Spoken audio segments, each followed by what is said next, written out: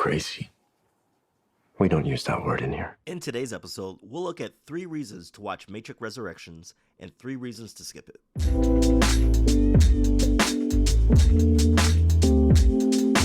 What's up, everyone? It's Michael with the Nation 80 podcast, and today we're going to talk about the newest entry to the Matrix saga. First, if you haven't already, go ahead and hit the subscribe button so that you don't miss out on our latest episodes, and at the end of the video, smack the like button so we can continue to create more content in the future. Before we get into Resurrections, let's take a quick flashback of the previous movies. The Matrix originally debuted in 1999 and was directed by Lana and Lily Wachowski. It stars Keanu Reeves, Carrie-Ann Moss, and Lawrence Fishburne. The plot centers around Neo, who believes something's wrong with the world and that the Matrix is the answer to his questions. He soon meets up with Trinity, who leads him to Morpheus as they dive deep into the rabbit hole by having a choice of taking the blue pill or the red pill. It's soon revealed that Neo is actually in a dystopian future where machines have taken over the planet and use humans as actual batteries to power their society. And they use the Matrix to keep Neo and the others subdued while they maximize power output. Neo eventually learns that he may be the one who will save humanity from their machine oppressors. And at the end of the film, Neo gains superpowers that enable him to overcome Agent Smith and fly away to the music of Rage Against the Machine. The next 2 movies basically feature Neo, Trinity, and Morpheus trying to figure out a way to put an end to this never-ending cycle of violence. 2 sequels later, we've arrived at the 4th movie, Matrix Resurrections, which is directed by Lana Wachowski. As the title suggests, this installment centers around Neo and Trinity as Keanu Reeves and Carrie-Ann Moss reprise the roles of the seemingly dead heroes. So, Resurrections takes place 60 years after the 3rd movie and features a brand new Matrix ran by the Analyst, who's played by Neil Patrick Harris. Neo again is thrust into a mind trip and discovers what the real world is like again. And as usual, he has to make a decision and fix the Matrix and save the day. Now, there are 3 reasons to watch this movie. First, Keanu Reeves and Carrie-Ann Moss. Look, the original power duo are reunited and their chemistry is just as original from the first Matrix movie. And while it's been nearly or over 20 years since we saw Keanu Reeves and Carrie-Ann Moss, they have aged very well.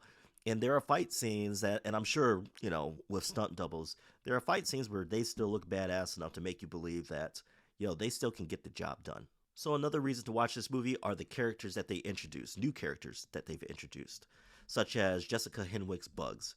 Now, Bugs is the captain of one of the new ships for the human resistance, and she's a highly trained badass. I mean, there are some great scenes of her just taking it to agents, seemingly with little effort. And she's a no-nonsense rebel. You see her getting into it with Niobe. Yes, Niobe is back in this movie as well. And even though she's no nonsense, she has empathy for Neo and Trinity. Then there's Yahya Abdul-Mateen II.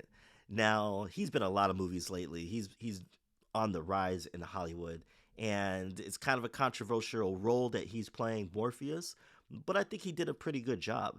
And you find out in the movie that it's not just him being Morpheus, it's him as an agent who's Morpheus and a blend of Agent Smith. Now, what you see is not exactly what you get. And throughout the movie, you get to see his character evolve through self-discovery. And then lastly, there's Jonathan Groff, who plays the new version of Agent Smith.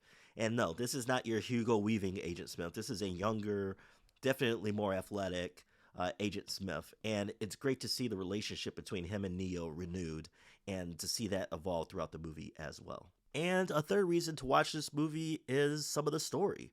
Now, we had 3 prior movies. The last movie, the 3rd movie in Matrix, you were left with a lot of questions, like what happened to Zion and what happened to the humans, and did they, eventually survive, or did it go back to the cycle of violence? And this movie does a good job of answering those questions. Okay, you find out what happens to Neo and Trinity. You find out what happens to Zion, and if there's any kind of repercussions from that. You find out what happens to the human race and their relationship with the machines. They were supposed to be at a truce, and it's not so much, but there's kind of a twist to it. And you also get continued story threads from Niobe, as I mentioned before. There's also Sati, the girl from the 2nd movie, and then even the Frenchman Merovingian from the 2nd movie as well. And so you get to see what's happened to them, and it's nice to see that world expanded in different ways. Now, with that being said, there are 3 reasons to skip this movie. So reason number 1, the story does center around Neo and Trinity. I felt like if you're going to do a new movie and you're going to have Neo and Trinity in there, just have them in there to introduce these new characters and a new story. But the movie completely centered around both of them and their relationship. And while I love to see Neo and Trinity back, I wish it had it been just solely about them. I mean, you introduced all these other characters, not just the ones that I mentioned, but the other characters that were involved with the crew with Bugs, and they seemed interesting, but that's all you did was really just introduce them. Number 2, there is no Lawrence Fishburne. Look, you can't have a Matrix movie with Neo and Trinity. It's got to be Neo, Trinity, and Morpheus. That's what made the original trilogy. And to not have Lawrence Fishburne in there, it was kind of a slap in the face. And I suppose the reason was because a while ago there was a Matrix game that was put out that was like an online game.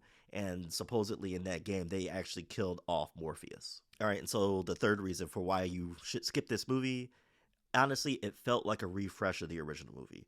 You still have Neo having to make a choice. There are still blue and red pills. It's still in the real world Matrix. And there's kind of a cringy twist to justify the motivations of everybody towards the end, whether it's Neo and Trinity or the Analyst and the Matrix. So what's the final verdict? Look, if it's a Friday night, you don't have plans, you can't find anything to watch, and you have a beer or liquor laying around, give it a try. Why not? If not, you won't be missing anything mind-blowing. If you're a fan of the series, you might enjoy it. Otherwise, it's just a recycled version of the original with no real consequences and a ton of missed opportunities. With that said, if they make another movie, I'll probably watch it, and hopefully they develop the characters beyond Neo and Trinity. Alright, Matrix Resurrections scores a 65% on Rotten Tomatoes with an IMDb score of 5.7. It doesn't look like there are plans for another movie, which begs the question, what was the point? But as I said before, if they do make one, I'll probably watch it. So should you watch this movie? No, I would say not. As always, check us out on all the social media platforms you have. Don't forget to subscribe, and if you really enjoyed the video, smash the like button. My name is Michael, keep your imagination up, and we'll see you in the next one.